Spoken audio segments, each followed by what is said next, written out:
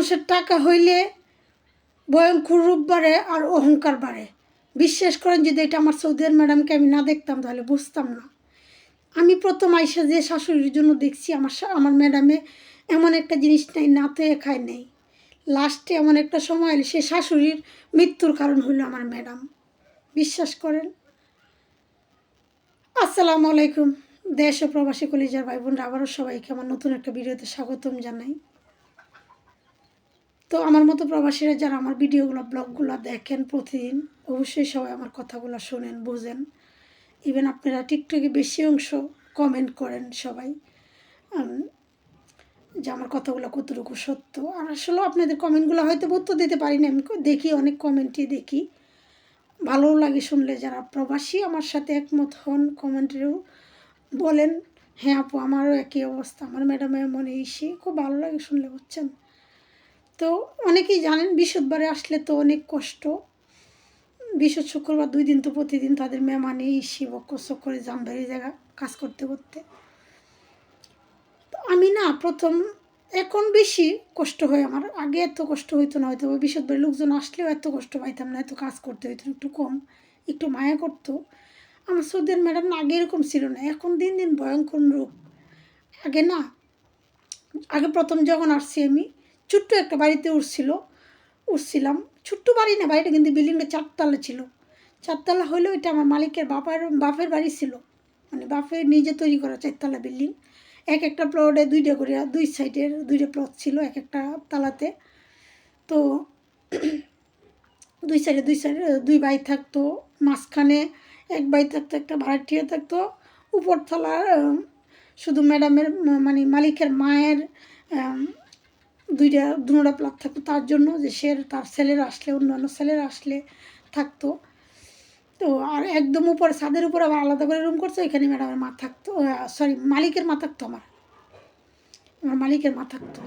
তো মালিকের মারে কিন্তু আমি পাইছি একদম মোটামুটি ভালো বয়স্কর, চোখে তখন কম দেখতো, এখন তো অন্য অবস্থা, তখন চোখে একটু কম দেখতো। আর আমার ম্যাডাম বিশ্বাস করেন যাই রান্না করতো তার শাশুড়ি থেকে শেখাইতো না, যাই পাক করতো আমার দিয়ে উপরে বাড়াইতো।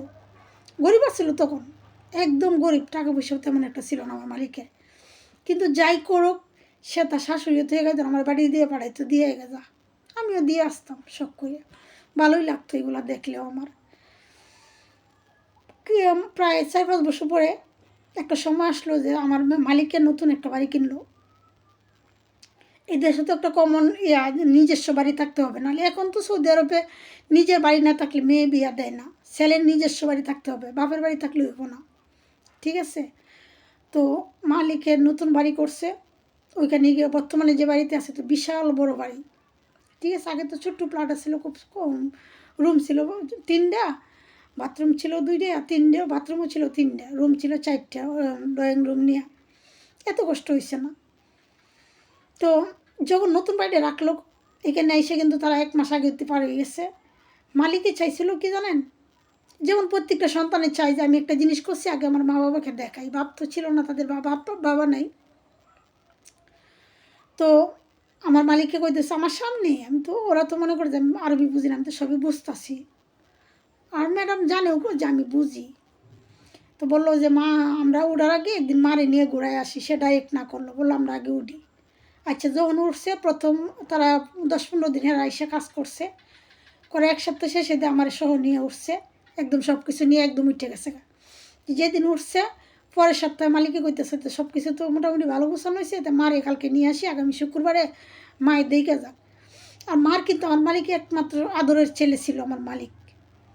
মার কিন্তু 8টা ছেলে, একটা মারা গেছে, 7টা ছেলে আছে বর্তমানে, যদিও 4টে আছে তাবুকে, আর 3টে জেদ্দা বাহারেনে বাহারেন করেছি, এম্বুতে আছে একটা, জেদ্দা আছে 2-3টে। তো সবচেয়ে বেশি আদর আমার মালিকেও করতো মারে, মায়েও এই ছেলের জন্য বেশি পাগল ছিল।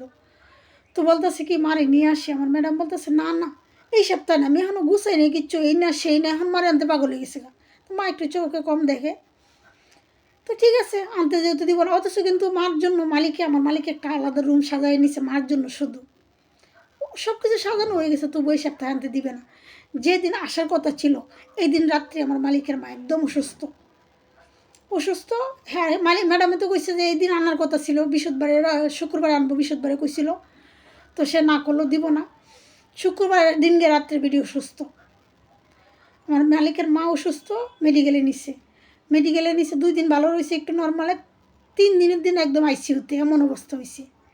ঠিক আছে, তো আইসিইউতে গিয়ে 3 দিন ছিল মানে আইসিইউতে, এখানেই শেষ। আর ফিরে আসেন আইসিইউতে থেকেও কিন্তু আমার মালিকের মায়ে ফোন দিচ্ছে যে আমি কথা শুনছি, আমার নিয়ে যা। আমার মালিকের নাম কিন্তু ইয়াসির আমাকে এখান থেকে নিয়ে যা।